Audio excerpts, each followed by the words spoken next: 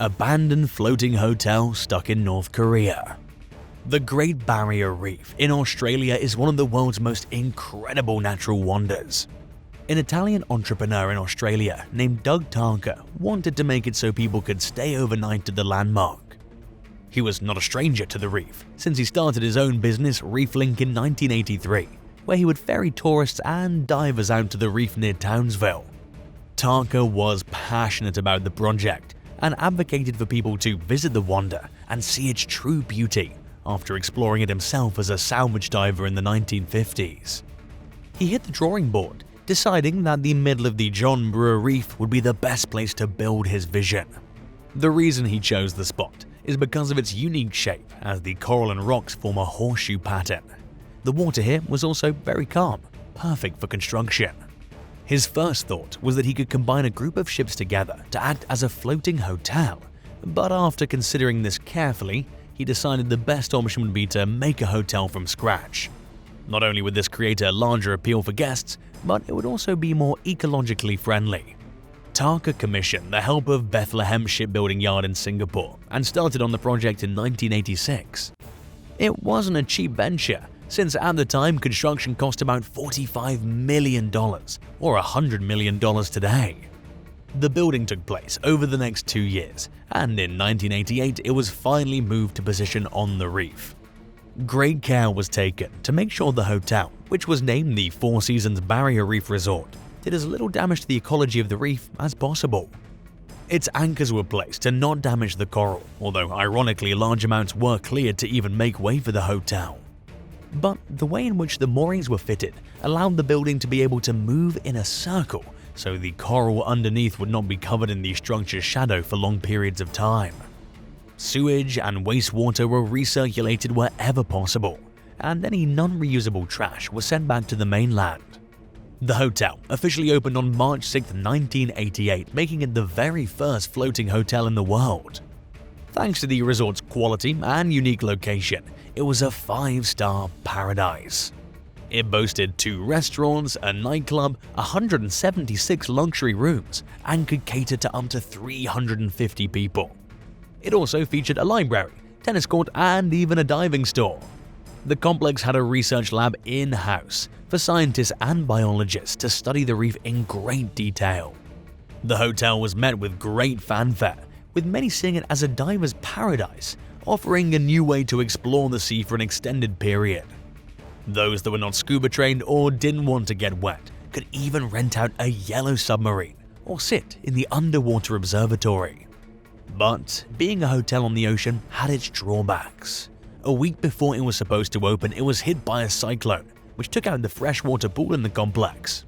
This set back the grand opening by 2 whole months to March, when the main tourism season and Australian summer was over. This meant that when it did finally open, guest numbers were much lower than expected, dealing a heavy financial blow to investors. It wasn't just bad timing that contributed to a lack of guests though. Reports of a nearby ammunition pile from World War II also led to many scared visitors cancelling their reservations. Despite this, the biggest nail in the coffin was Mother Nature herself. Even though the hotel was placed in a relatively calm area, it wasn't immune to the Pacific Ocean and its weather patterns. It would take 2 hours by catamaran, or if you could afford it, $350 for a helicopter transfer to even get there. When you were at the resort, calm waters would lead to a pleasant experience that would help you forget you were floating. But if the waters started to get choppy, your 5-star experience quickly turned into a nightmare. The hotel staff had their rooms on the top floor of the hotel. Although in an ideal world, you'd think that would be reserved for high-paying guests seeking a panoramic view across the ocean, there was a very good reason guests were placed on the lower floors.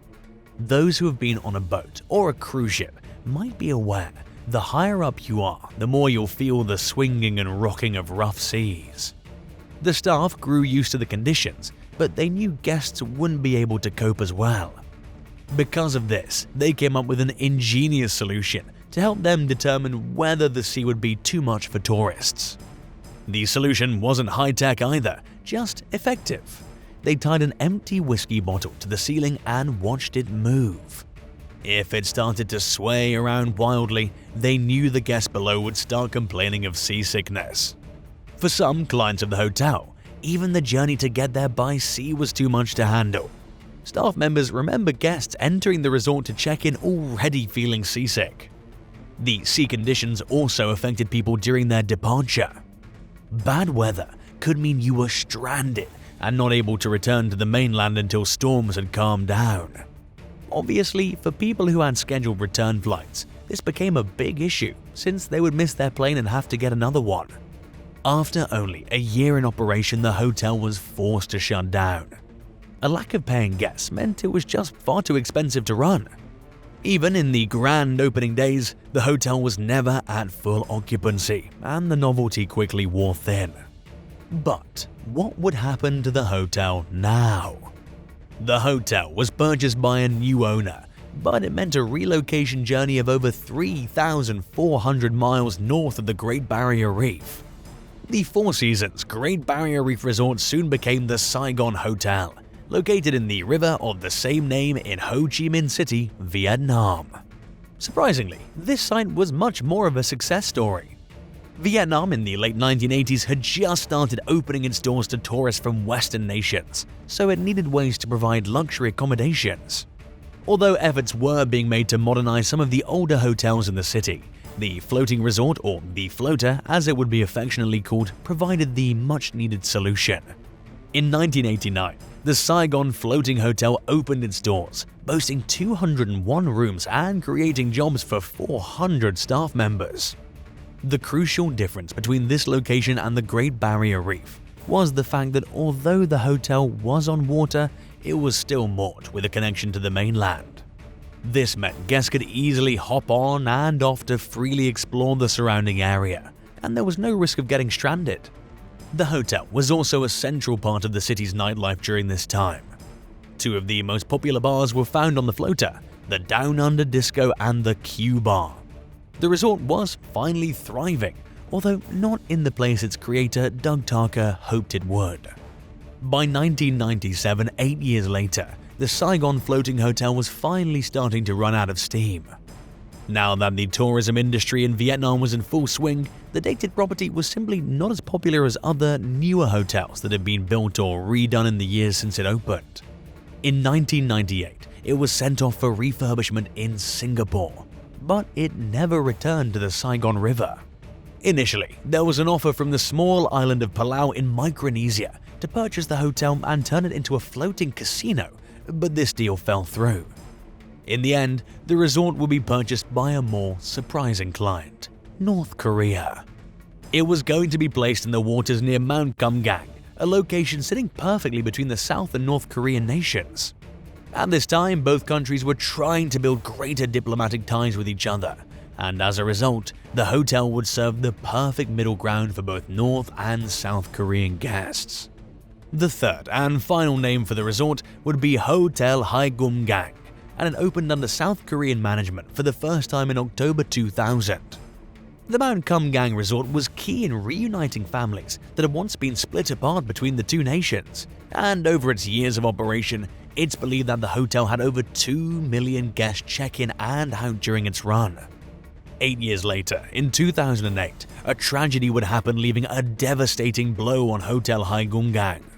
A South Korean woman on vacation at Mount Kumgang, which is only 20 miles away from the demilitarized zone between the two countries, accidentally strayed too far and was shot by a North Korean soldier. She died from her injuries. Immediately, tourism in the area ceased, and Hotel Haegumgang closed its doors to tourists for good. From this point on, it's unclear what exactly the site was used for, although it's believed that it became an exclusive resort getaway for high-ranking members of the North Korean regime. Eagle-eyed users of Google Maps can still spot the rusting abandoned hotel moored up near a pier, definitely a slim shadow of its former self. In 2019, North Korea's supreme leader Kim Jong Un visited the resort. It's highly unlikely that he actually stayed there though, since he had very harsh criticisms to say of the area. By this point, it was incredibly dated and did not fit the look Kim Jong Un wanted to represent North Korean tourism. Additionally, the area gave many reminders of South Korea's lasting influence on the country, and the stinging blow that was caused when South Korean tourists did not come back to the hotel after international sanctions were put in place. As part of the visit, he ordered many buildings, including the hotel, to be torn down for better accommodations to be built more in line with North Korea's image. Reports circulating in August 2022 seem to indicate that the floating hotel has finally been destroyed by North Korea, but we do not have full confirmation that this has truly taken place. Despite the turbulent history of the resort, with it never being in operation for more than 10 years at a time in any of its 3 forms, it's still fondly remembered by many. Staff who worked on board the Four Seasons Great Barrier Reef Resort have cherished memories of working there, even if the hotel was only open for a little over a year. Belinda O'Connor worked as one of the water taxi drivers that ferry guests to and from the site.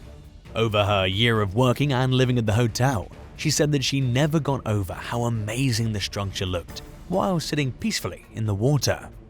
It also allowed her to enjoy many unique activities she would never have had the chance to do, ranging from small crew parties, fishing, diving excursions, to getting a pizza delivered by helicopter. Luke Stein was another employee who found his whole experience to be a dream come true. Being paid to walk and swim around the hotel's complex was the best job he said he's ever had. Although Doug Tarca, the mastermind behind the project, died in 1993, his son Peter was also involved in the creation of the floating hotel. Peter looks back with many warm memories. His father's ambition put Townsville on the map, built the very first floating hotel, and led to the happiness of countless people despite its commercial failure. At the Townsville Maritime Museum, the floating resort is remembered through an exhibition made by Robert de Jong. The property has gained a cult following of interested Australians in recent years, and at the museum you can find items from the hotel in its heyday, news publications about it, as well as a scale model of the actual structure.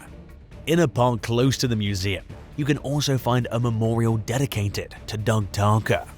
The legacy of the world's first floating hotel lives on not only in a museum, but in discussions about how to construct floating structures in general. With climate change leading to rising sea levels, many island nations in the Pacific Ocean, like French Polynesia, may soon see a lot of their land swallowed up by water. This is where the Seasteading Institute enters the picture, and one of the ways they're learning how to build a more effective floating community is by studying the floating hotel and structures like it. For example, the fact that it withstood a cyclone that happened just before opening means the structure was effective at withstanding weather, making it an ideal blueprint for future projects. It also had minimal impact on wildlife in the area, and engineers can take note of how waste was managed, allowing them to come up with better practices to avoid pollution from new floating settlements. In any case, the floating hotel will go down in history as the first of its kind, and a remarkable story through time that will continue to fascinate people for years to come. Have you ever heard of the floating hotel and where it ended up before this video? Also, what do you think about the idea of staying or living in a floating building? Do you think you could handle it long term? Let us know in the comments below, and don't forget to subscribe for more interesting videos like this. Thanks for watching, bye!